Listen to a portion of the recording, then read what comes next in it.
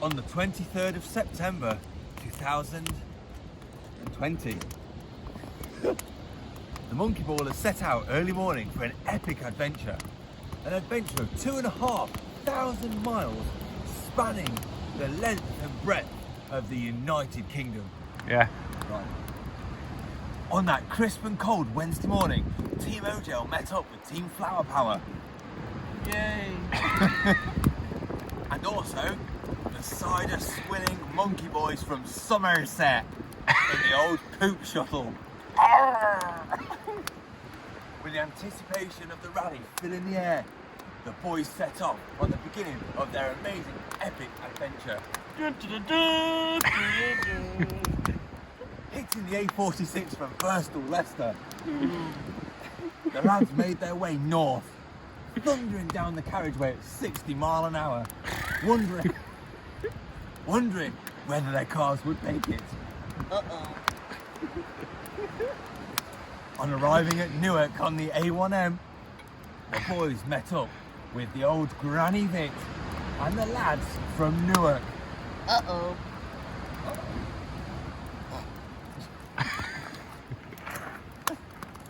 Within the first hour of the journey, Team Ogel ran into problems. Stupidly, Team Ogel had decided that they were going to modify their vehicle with some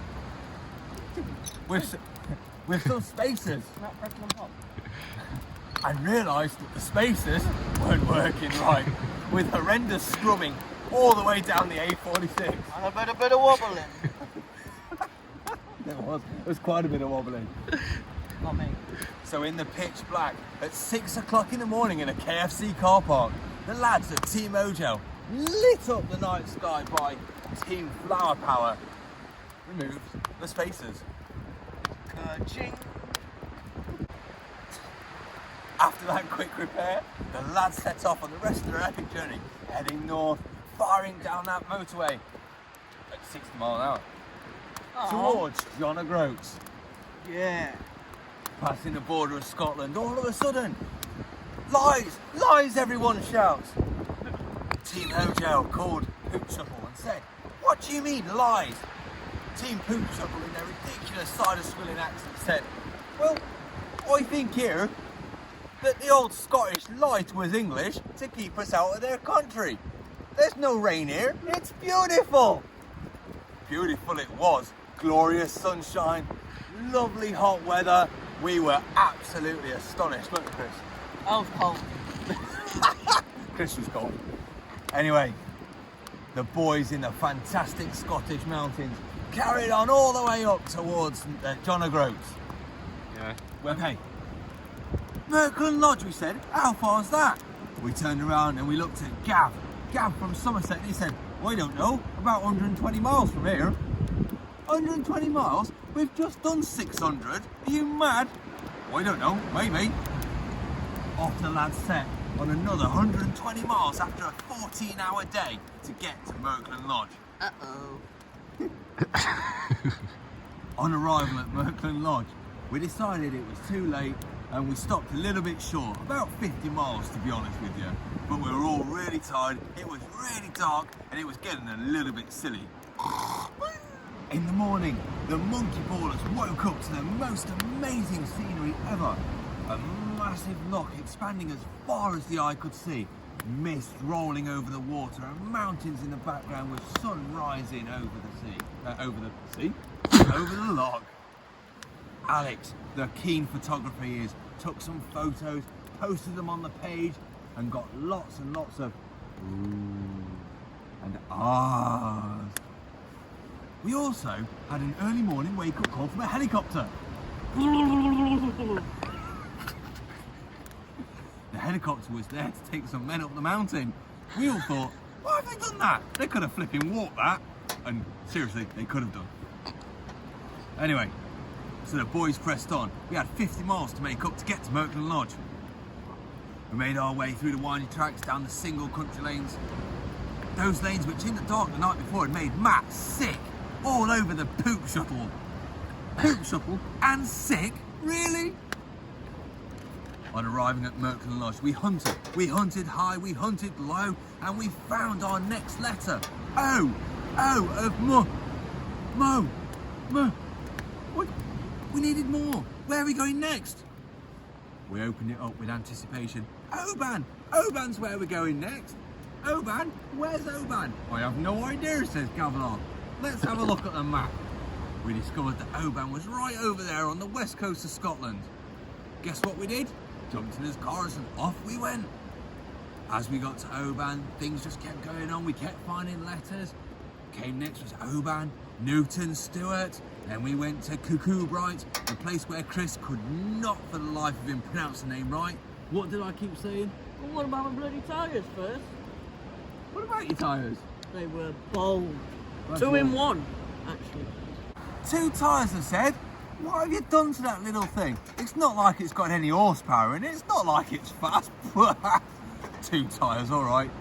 Funnily enough, the Amica did need 2 tyres. What did we have to do? Send them off on their jolly way in front of us. Yay! Bye-bye! The Amica boys led the way all the way down to Fort William, where they managed to find 2 new tyres for the beast.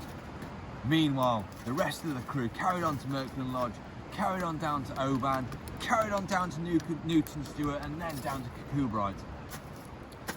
In Cuckoo-Bright, we were met by an ex-monkeyballer, Mr. Mark White, another cider swilling monkey from Somerset. I am a cider drinker. Or from Bristol town. No. Oh, okay. From there, Mr. Mark White gave us our next letter. E for Easington. Where's Easington? Asked Gavilar. I don't know, said Matt. Mr. Mark said, I think it's somewhere on the east coast of England. East coast of England? But we're on the west coast. Alex said, it's all right. We'll get there when we get there. So off the monkeyballers went, thundering down through the glens, over Glencoe, through the Cairngorms, past Berwick upon Tweed, all the way down to Easington for E of Monkey. Getting to Easington, we did a live stream at the Easington Post. It was really quick because it was so windy. We were reunited with Granny Viv the duck. Oh, this gets a bit explicit, Chris. Chris and the duck. That's nice. Chris and the duck, Granny Viv, had some private time. You alright there, mate? Yeah, mate. You having fun? Yeah, mate. Relight my fire. Woo! After Easington, Granny Viv gave us the letter Y. Why? Where did we go? Yarm. Yarm. We got a secret phone call. Somebody rang the banana phone. A voice. You did the Ericsson phone call. What? No. Oh, something like that anyway. A voice, a mystical voice came over the phone. Monkeyballers, you have now got to go to Bristol. 270 miles. Or words to the effect of. 270 miles to Bristol, we said. Oh. The monkeyballers bowed their heads with the thoughts of another 270-mile trip after the other 300 that we'd already done. Right, in Monkeyball spirit, we all picked up our strong pants, pulled them up, got in the cars, and off we went, firing down that road to Bristol town. Where? Bristol. They're all cider drinkers, apparently. Arriving at Bristol town, old Gavilar said to us, boys, I know a great... Boys, I know a great place where we can stay for the night. Jake and Spud turned around and went, before we get there and before you tell us where we're going to go, I think we might have a problem. All right. So, on hearing that, Granny Fit's battery was dying. We thought, oh no, are we going to make it or not? Tension started flaring. People started getting angry, but nobody fell out, which is the main importance, did we, Chris? Nope. Nope, nobody fell out. We all stayed friends. Friend in me. You got a friend in me. No, you spoiled it. I'm the only one who can do that. Sorry. Anyway, so we pushed on. Jake and Spud told us, They were fine to continue. They were gonna make it no matter what. All right then, my lovers, said Gav. We'll make it. We'll make it to Bristol Town. I have the worst Somerset accent ever, don't I? Yep. Anyway, so on we pushed to Bristol Town, where Gav decided to take us to a place that he knew was great to stop. Dogging.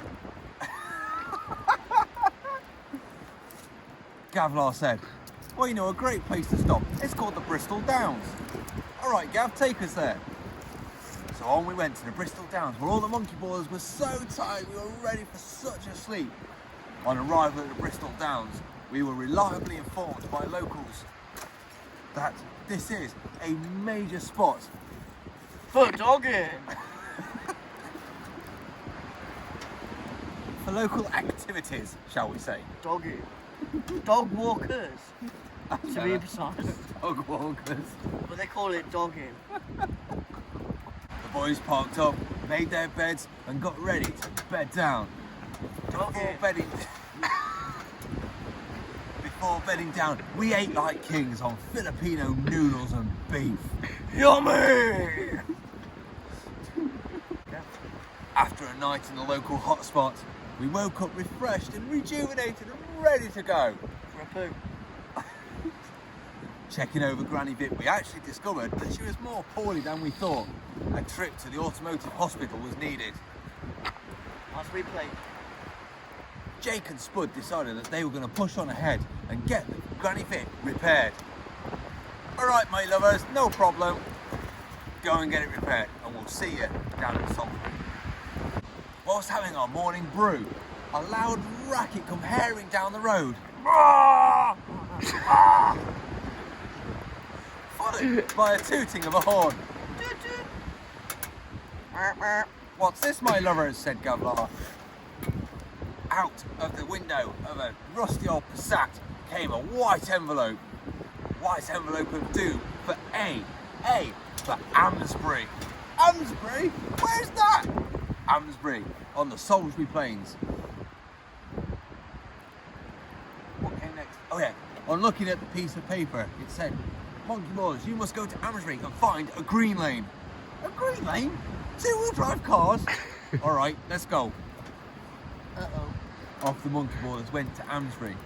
On getting to Amesbury, we got given a challenge. Monkey Ballers, I challenge you to enter the Salisbury Plains in your two-wheel drive cars and off-road and find the letter of doom. What? We thought we were mad, but being Monkey Ballers, we didn't give up. Off we went, down to the Salisbury Plains, and we off-roaded our little hearts out in our little two-wheel drive cars. Little? You ain't got little. I got the little one. Mine's the ultimate little one. The little 1 litre Amico. The little Amica blasted across the Salisbury Plains, smashing everything in its sight, didn't it, Chris? Yeah, mate. Surprisingly, the little 1 litre didn't let anything stop it. Whilst having a spot of lunch on the Salisbury Plains, with a quick coffee and a cup of tea, Chris, Yeah, man. a dispatch rider came zooming across the plains, stopped in front of us, and handed us a letter of doom. Thank you, good sir, we said. And off the rider rode into the distance with a trail of dust floating behind him. Gavlar opened up the letter of doom and read it out and said, we are now going to Lizard. The L of ball in Monkey Ball was Lizard. How far away is that, Gav? Oh, about 206 miles. My Somerset accent's getting even worse, isn't it? About 206 miles, Gavlar said. Oh, we best get cracking then, boys, haven't we? The Monkey Ballers regrouped, smashed the rest of the Salisbury Plains, didn't get stuck, got a few scratches here and there, and off they went. The Monkey Ballers regained Granny Vit at Yeovil. Granny Vit, we said, you're back, you're fixed, you're still here. And you're still poo.